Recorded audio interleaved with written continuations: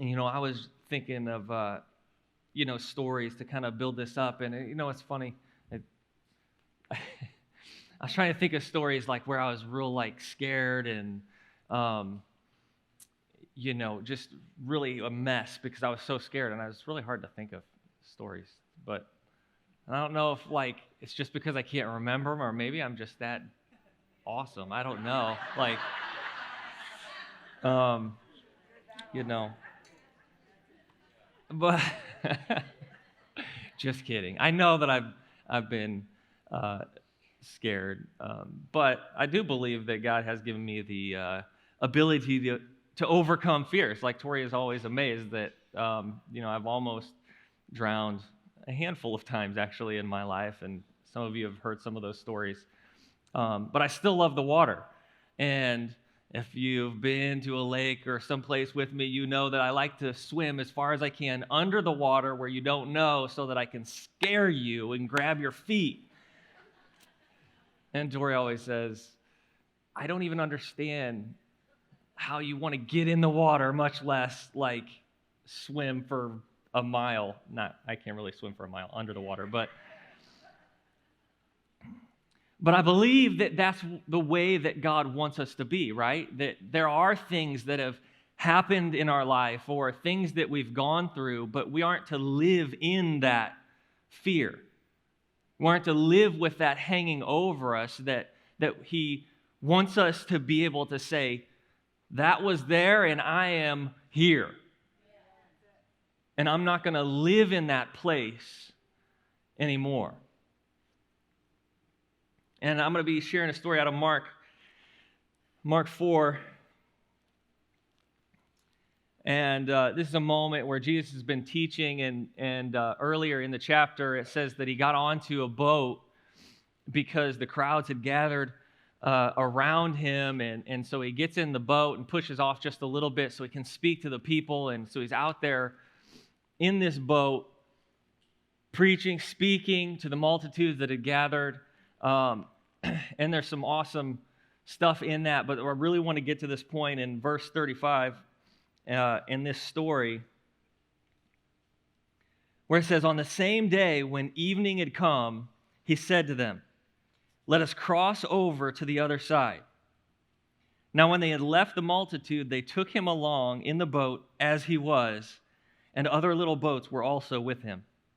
And a great windstorm arose, and the waves beat into the boat so that it was already filling.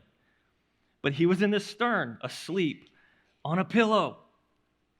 And they awoke him and said, Teacher, do you not care that we are perishing? Then he arose and rebuked the wind and the sea, and said to the sea, Peace, be still. And the wind ceased, and there was a great calm. But he said to them, Why are you so fearful? How is it that you have no faith?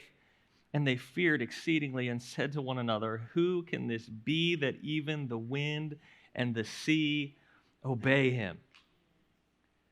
There's a bunch of stuff in this story that I just love. But even just at the beginning where it says, on the same day when the evening had come, he said to them, let us cross to the other side. He's already in the boat. He's already there. He's speaking. And he says, let's go to the other side. We are going to go to the other side and not come back to where we started. We're moving on to another place. He promised, like, if, you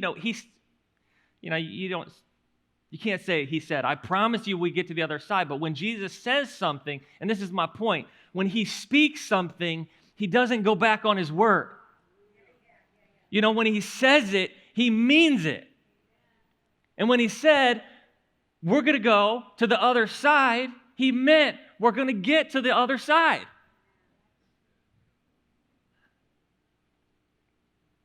He didn't say, he didn't be like, let's see if we can make it to the other side. He didn't say, let's go out into the middle of this lake and see, and die. See what happens. But he promised them. He said to them, let's go to the other side. And really, another thing in this is like, him going to the other side. See, he knew what was going to happen in the boat on the way to the other side. He knew what was going to happen when he got to the other side, which is another awesome story that I'm probably going to preach about sometime soon, where there's a guy that's possessed that's just a wild, wild guy. And I believe even in this point, the disciples didn't know it, but Jesus knew that all this was going to be a spiritual battle. And he knew what he was coming up against. But it didn't faze him.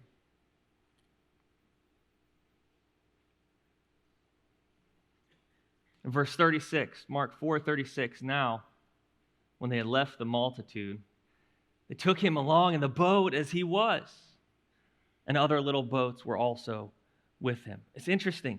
It says, I don't know about you, but I kind of thought about this a little bit, and I'm like, why is it that it says they took him in the boat as he was? And there's so many things that we could probably read into this, and I don't have fact for you, but as he was, maybe there was, he left some stuff on the other side, and when they pushed off so that he could speak in the boat, maybe it was that he was just tired and exhausted from speaking. There were so many things. But the point to us that I want to get out of this is they took him as he was.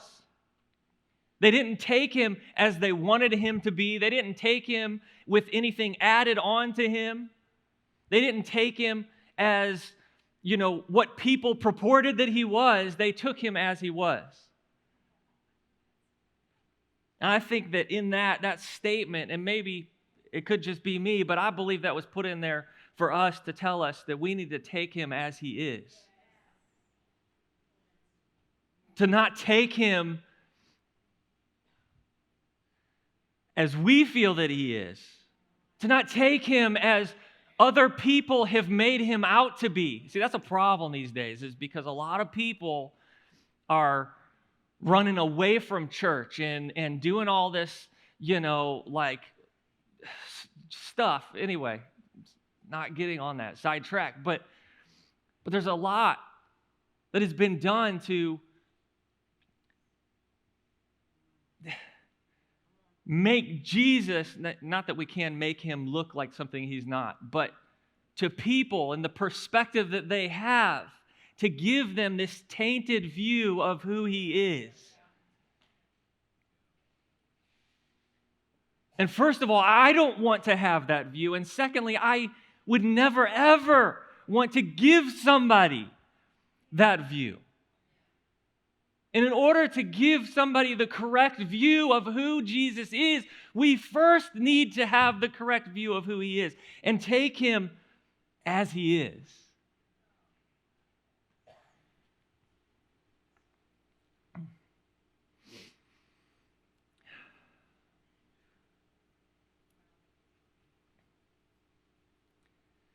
He said, let us cross over to the other side.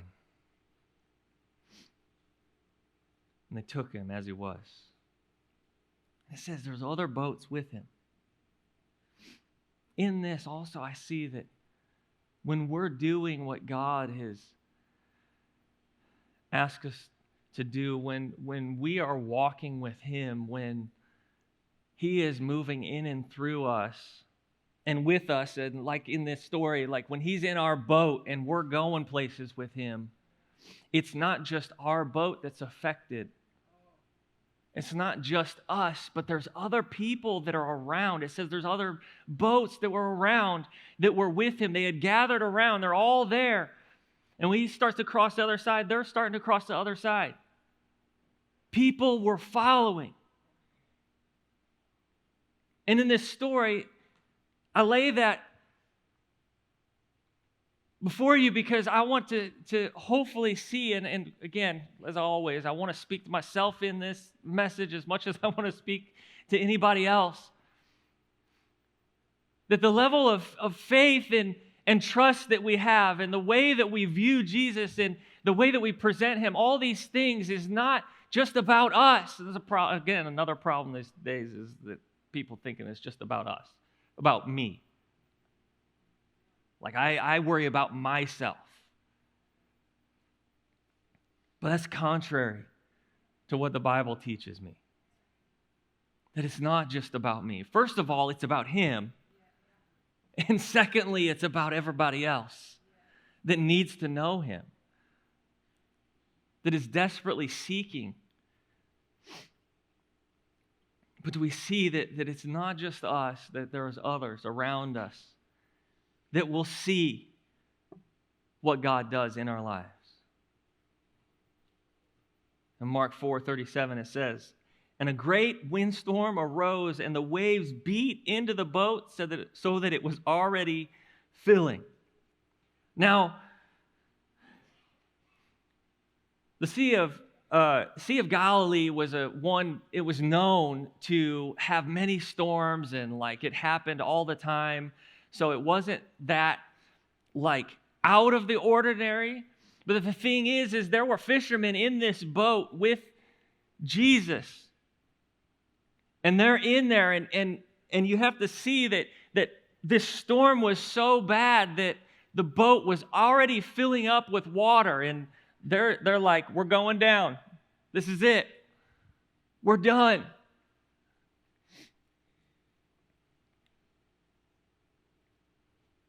But they were focused on the storm.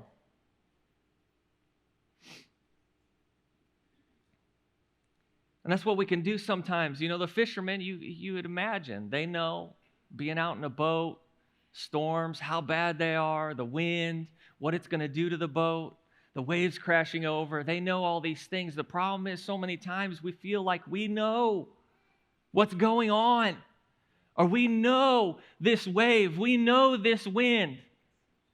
And we start focusing like, I've seen this before. And we know that this one is worse than the last one, and I'm not going to make it through this. And the problem is we get to this point, just like they were on this boat, where we're focused so much on the storm that we forget who's in the boat with us.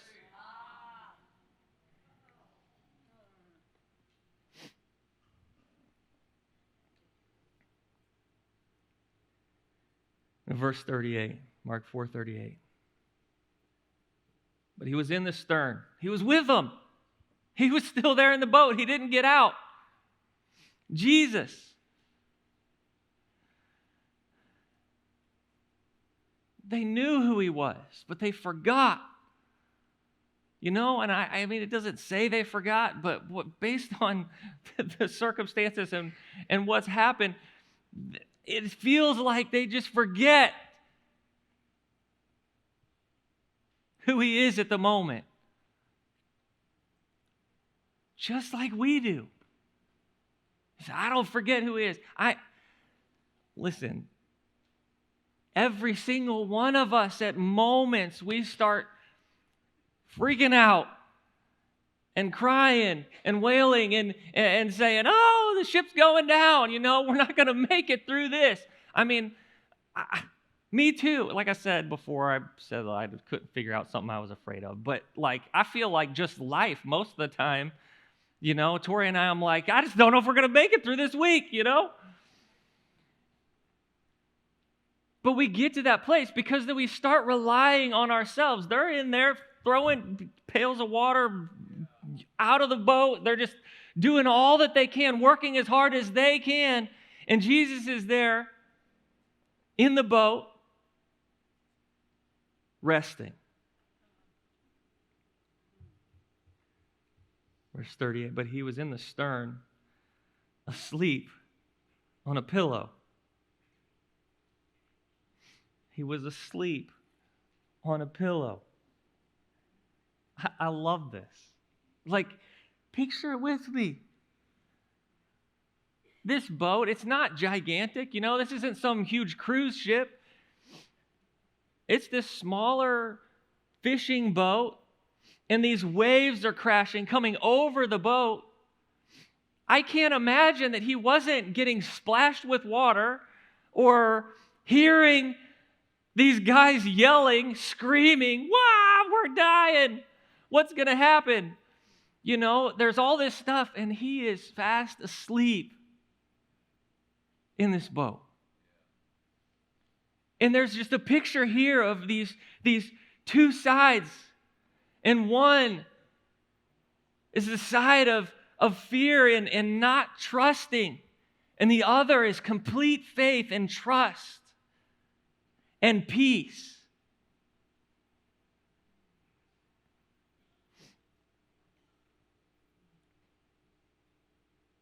It says in 38, and they awoke him and said to him, Teacher, do you not care that we are perishing? And think about this. They brought him. They even think that he's going to perish with them. Imagine that. The Messiah, they're following him. They know him. And he's there in the boat with them. Not to mention before when he said, we're going to go to the other side. And they should have trusted him that they were going to get to the other side. But now this storm happens. And then now they didn't come to him and say, hey, Jesus, help us get to the other side. No, they said, hey, Jesus, don't you care that we're all dying? They felt like they were going to die and he was going to die. I mean, that's what I see in that story. I don't know. Like, don't you care that we are all perishing? I mean, you could imagine Jesus, the one, he's there in that boat, all the worries that he could have had in that time, because he knows what's going to happen, not to mention just what's going to happen whenever he gets to the other side, this wild, demon-possessed guy that lives in the tombs. But even beyond that, into what's going to happen and the path that he has to take. All the worry, the weight of the world on him. Can you imagine all the things that he could be fearful of or worried about? It's like,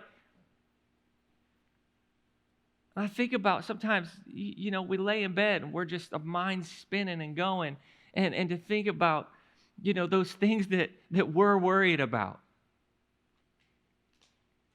We can't fall asleep. There's just so much, and there's this impending doom or this thing that is happening, and we can't get to sleep. But think about Jesus in that moment. He was there, resting and at peace with all that he could have been worried about.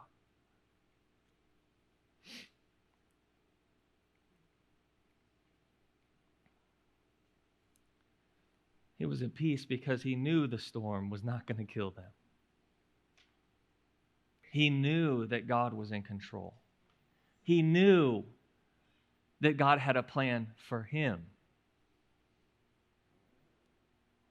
Do we know that God has a plan for us? See, in these moments, that's the thing, is if we can understand and know that even we may be brought into the storm with Jesus on this mission with him, right?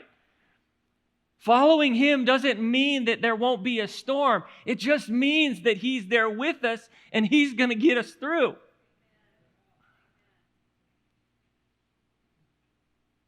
And there's many times purpose in the storm.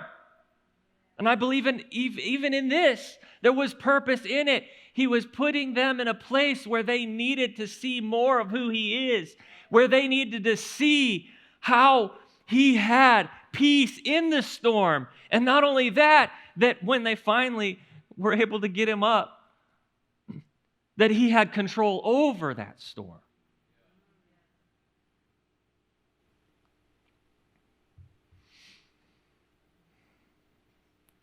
He knew who was in control. He wasn't worried. He was sleeping like a baby. I mean, it's almost like he was in a rocking chair. I imagine that boat was just like going. He's like, oh, this is nice. And they woke him. Don't you care that we're perishing? He brought him into their perishing. that brought him into that. But he already knew what was going on. In verse 39, it says, Then he arose and rebuked the wind and said to the sea, Peace, be still. And the wind ceased, and there was a great calm. So he got up, and first of all, he jumps up and he rebuked the wind. Now this is interesting because it doesn't say that he just said, be calm, but he rebuked it. And I don't know that we can know all the time what is a spiritual attack and what's not.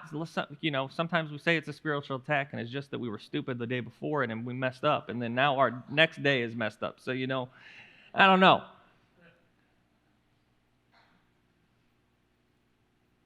But sometimes we can't know whether it's an actual spiritual attack. But in this, Jesus rebuked. And in this, the way that he says this, it's the same as when he is rebuking the demonic, rebuking and calling down and rebuking something, some demonic attack.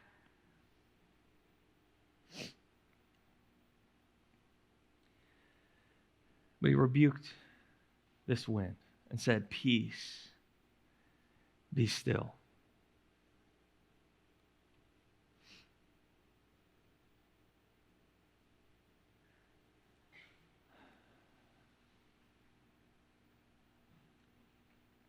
Do we trust and have faith? Believe that God is in that boat with us. He's in that storm. And that he will rebuke the thing that is coming against us. I'm just glad that these guys didn't jump ship, because that might have been an option. That actually is an option that we take sometimes. Instead of going through the storm in the boat with Jesus, understanding that he can get us through, sometimes we jump ship. It's like I'm just going to do it on my own, as opposed to go down with the ship.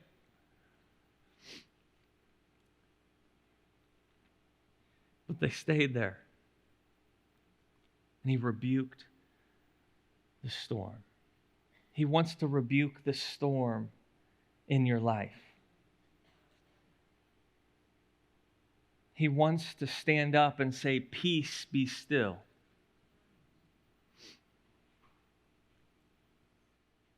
And many times when these moments we think, God, why are you sleeping? Jesus, why are you sleeping in the boat? Don't you understand the way that things are going? Anybody, you don't have to raise your hand, but sometimes we feel like that.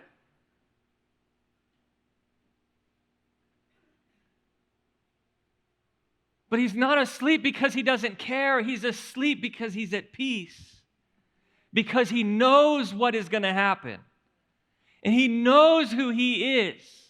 And he knows what he can do. And he wants us to know what he can do also. He wants us to trust him. He wants us to see. And he might bring us into that storm. Maybe he didn't put us into the storm. Maybe he did. I'm not saying whether he did or didn't, but I know that he will walk us through that storm and get us to the other side when we trust in him. And I know that it's not that he hasn't acted because he doesn't care. I know that he has a plan, and he is true to his plan. He is true to his word. And when we trust him, we will see. And I just want to be at the place where I don't come and say, don't you care that we're dying? But I want to step up to him and say, is your nap done? You know? Anybody? Like, are you ready to get us out of the storm? You know? I mean, that's how I have to wake my kids up, by the way. It's funny. It's a funny story. Kind of doesn't necessarily relate to this, but I was more like rough whenever I came in to wake up the kids, and I realized that doesn't create a good day. Hey, wake up, coming in, yelling, all this stuff. It's a little bit better when we come in and we're like, you ready to get up? You want to get up yet? This creates a better, calmer, more peaceful environment throughout the day. But I feel like that's what sometimes we're just coming in and like, Jesus, get up. What in the world are you doing? Like, don't you know? Don't you care that I'm dying over here and this is happening, this is happening. And forgetting, focusing on the storm and forgetting that, maybe that something hasn't happened yet and then the storm hasn't been rebuked yet, but he's in the boat. And if he's sleeping, maybe I could be sleeping. Right? Could you imagine that? Maybe an option was that these guys just been like, well, if he's sleeping, we're good. Maybe you probably never, I actually just thought of that. That wasn't in my notes. And I'm thinking about that now and I'm like, man, if he's not ready to rebuke the waves in my life yet, then why should I be fretting and troubling? If he's not ready to do that and it's not that time, I'm just going to lay down next to him and be like, okay, let's do this. You're not going nowhere. You're not going to die. I'm just going to be here with you in this. Wow, what about that?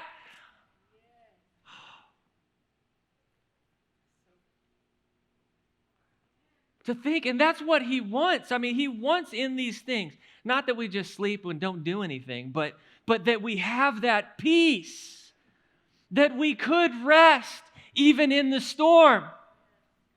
And he wants us to see. He wasn't worried about it, and he doesn't want us to be worried about it. He says, look at me. You can find rest when you know that there is a plan, when you know that God is good, when you know that he doesn't fail, when you know who he is. But in this moment, Mark 4:40 says, but he said to them, why are you so fearful? And this is what he said. It's like, why are you so afraid?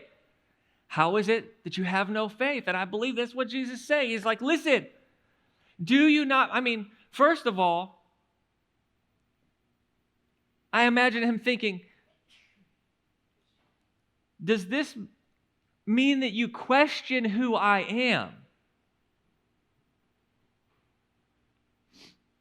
Says, why are you so fearful? I'm here with you. Nothing is going to happen.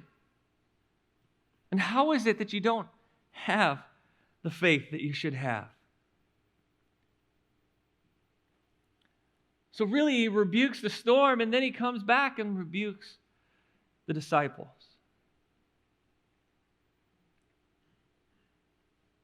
And I don't know about you, but I don't want to be put in that place.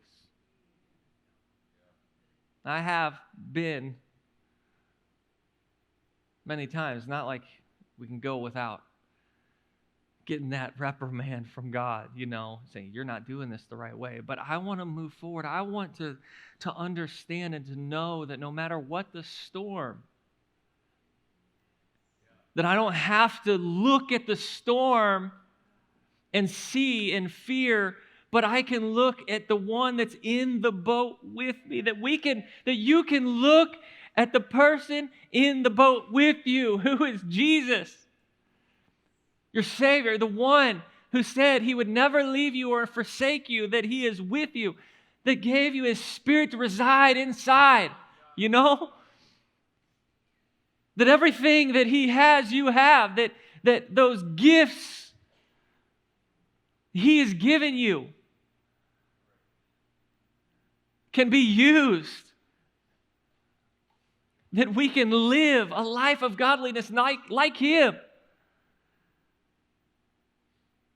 Well, not that we're righteous, but because he is righteous and he is righteous for us. That I could stand strong, that we could stand in a place with our head held high. See, I think that's the problem. So many times we get into moments, whether it's a storm, whether it's whatever.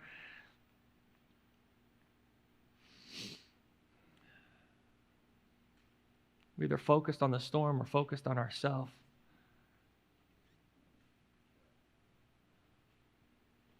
But when we're focused on him, how could we not trust and have faith? How could we not trust that everything will be okay?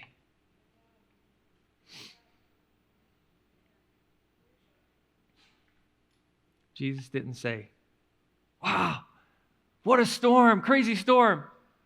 This is wild. No, he said, why is it that you have no faith?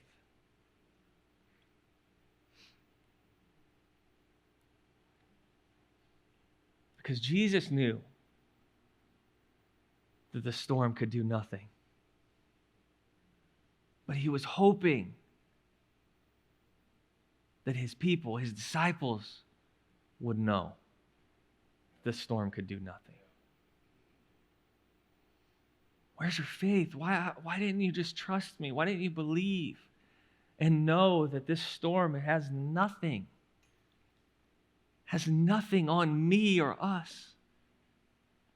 This turmoil, this thing that's swirling around, this tornado, whatever, this tempest, these waves that are crashing, they're meaningless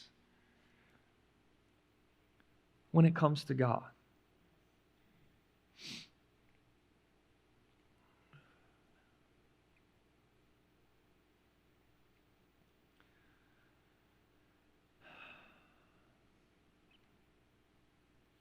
He said they had no faith because they didn't believe in his word and who he was.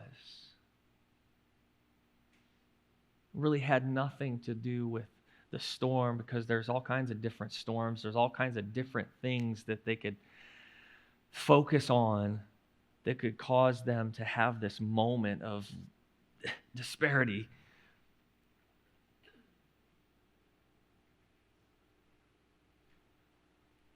But it was the fact that they just didn't trust him.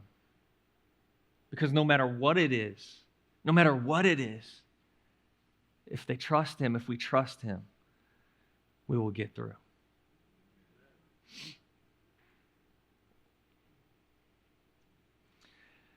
Charles Spurgeon said this: our fears are often intensely silly. And when we get over them and ourselves look back upon them, we are full of shame that we should have been so foolish. Our Lord kindly censured their unbelief because it was unreasonable. I don't want to look back and think how silly it was to be afraid. How silly it was to be in turmoil or have this anxiety or this fear because of something happening in my life. I want to look back and see that I just trusted him, you know? I want us to see that there was a storm and look back and be like, how cool was that? I'm kind of that way. You know, there was this time we were over at my parents' house, and I don't know if there was a tornado, but it felt like there was a tornado. And it started raining, the wind and all this stuff, and we literally the wind was blowing the rain sideways. You ever been in one of those? Like, it didn't hit the ground.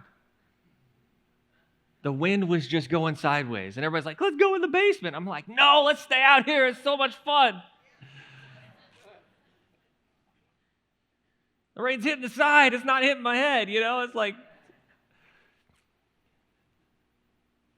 But that's how we should be walking through any situation, walking through any storm, any tempest, walking through, riding in the boat. Why? Because he's in the boat with us. He's there. Do you trust him? Will you stand with me?